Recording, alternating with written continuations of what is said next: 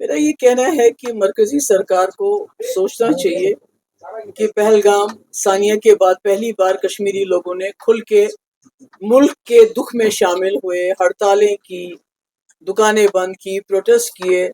یہاں کے لوگوں نے، خاص کر پہلگام کے لوگوں نے زخمیوں کو اپنے کندھوں پہ ہسپتال پہنچایا، خون دیا. ایک نے تو اپنی جان بھی دی، عادل نے. تو اس کے باوجود یہ جو پکڑ دکڑ کا ماحول ہے پہلگام سے لے کے پورے وادی کے اندر، جس میں او جی ڈبلیو، یہ کہاں ثابت ہو گیا؟ یہ او جی ڈبلیو آپ کو بولیں گے او جی ڈبلیو تو اب او جی ڈبلیو ہو گئے کیا؟ ابھی 2 لوگوں کی لاشیں، ایک بانڈی پورہ کا الطاف اور دوسرا امتیاز کل وہاں کا ٹنگمر کلگام کا. کیا جی یہ دریا سے اس کی لاش ملی؟ تو اگر اسی طرح سے چلتا رہا تو مجھے لگتا ہے جو کشمیری نے ایک قدم آگے بڑھایا تھا اس ثانیہ کے بعد، شاید وہ کہیں خدا نہ خواستہ 2 قدم پیچھے نہ ہو جائے. سرحدی کشیدگی کے بعد یہاں جو پاکستانی لوگ مقیم ہیں ان کو پاکستان جانا پڑتا ہے، تو اس حوالے سے آپ کا کیا؟ میرے خیال میں یہ ایک انسانی مسئلہ ہے. جو عورتیں یہاں شادی کر کے آئی ہیں، جن کے بچے ہیں 20 سال 30 سال 40 سال، کچھ تو ان میں نانیاں بنی ہیں، دادیاں بنی ہیں، آج ان کو کہنا کہ آپ یہاں سے واپس چلے جاؤ، مجھے لگتا ہے یہ صحیح نہیں ہے.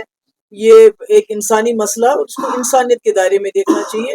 ان لوگوں کو واپس نہیں بھیجنا چاہیے، کیونکہ انہوں نے، ان کے ریکارڈ میں کبھی انہوں نے کوئی غلط کام نہیں کیا، ملک کے خلاف کبھی بات نہیں کیا. تو ایسے میں ان کو دہشت گردوں کی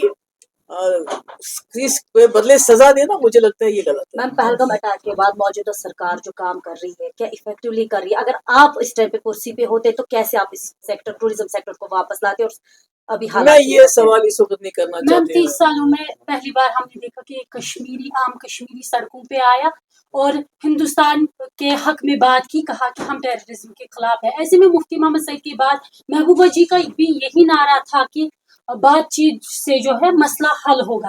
لیکن ہم دیکھ رہے ہیں فاروق عبداللہ صاحب کا اسٹیٹمنٹ آیا، انہوں نے کہا کہ لوکل سپورٹ کے بنا یہ نہیں پاسبل نہیں. دیکھیے، سب سے پہلے تو میں نے کال دی ہڑتال کی. لوگ ہڑتال کرنا چاہتے پر ڈر تھا ان کو. لوگ سڑکوں پہ نکل، پہلے میں نے پروٹیسٹ کیا، پھر لوگ نکلے پروٹیسٹ کے لیے. کیونکہ اس وقت ہمارا یہ فرض بنتا تھا کہ ہمارے اوپر جو ایک داغ لگ گیا، اس داغ کو کیسے ہم مٹائیں. تو کشمیری سڑکوں پہ آئے، انہوں نے ہڑتال کی. اور ہڑتال ہی نہیں کی، یہاں تو لوگوں نے خون بھی دیا، ٹورسٹ کی جان بچانے کی زیادہ سے زیادہ کوشش کی. مگر فاروق صاحب کا جو سٹیٹمنٹ ہے یہ کہ اس میں لوکل انوالومنٹ ہے، یہ بہت بدقسمتی کی بات ہے. فاروق صاحب نہ کہ ایک قداور لیڈر ہیں بلکہ کشمیری لیڈر ہیں. میم، تو ان کے یہ کہنے سے پورے ملک میں جو کشمیریوں کو شک کی نظر سے دیکھا جاتا ہے، اسٹوڈنٹس ہو، کاروباری ہو، اس میں اضافہ ہو گیا. اور یہاں بھی پکڑ دکڑ زیادہ ہوگی. جو مجھے لوگ بولتے ہیں کہ فاروق صاحب کے سٹیٹمنٹ کے بعد پکڑ دکڑ زیادہ ہوگی، یعنی کہ اگر کہیں کسی کا ہاتھ بند تھا تو اس نے ہاتھ کھول دیا اپنے، کہ نہیں اب فاروق صاحب نے بھی بولا اس لیے لوکل انوالومنٹ ہے تو پکڑو ان کو. مجھے لگتا ہے وہ صحیح بات نہیں ہے. میم، جیسا کہ آپ نے دیکھا ہوگا کہ جو یہاں کے لوگ ہیں، 34 لوگوں کو کل آپ کے M L A Pulwama Waheed Para نے بھی یہاں پر شاباشی سے نوازا، میڈلز دیے، لیکن بجائے شاباشی گورنمنٹ کی طرف سے، سیکورٹی ایجنسیز کی طرف سے ان کو پکڑا جاتا ہے. اس پہ کیا کہیں؟ یہ بہت غلط ہے. میں نے سنا کہ یہاں ایک تو کافی لوگ بند ہیں، دوسرے سویرے بلاتے ہیں، شام تک بند کرتے ہیں، پھر شام کو چھوڑتے ہیں. تو یہ سلسلہ رکنا چاہیے، کیونکہ یہ امرناتھ جی کی یاترا آ رہی ہے، انہی لوگوں کو اس میں بھی کام کرنا ہے. تو اگر آپ اس طرح ان لوگوں کے ساتھ سلوک کریں گے تو پھر مجھے لگتا ہے وہ ٹھیک نہیں ہوگا. بلکہ میں کہتی ہوں کہ یہاں جو گھوڑے والے ہیں ان کو ایک پیکیج ملنا چاہیے اس وقت.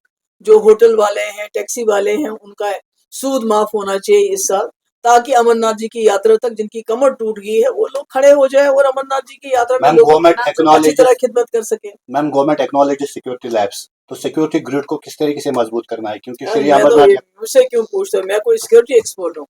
Thank you. Thank you.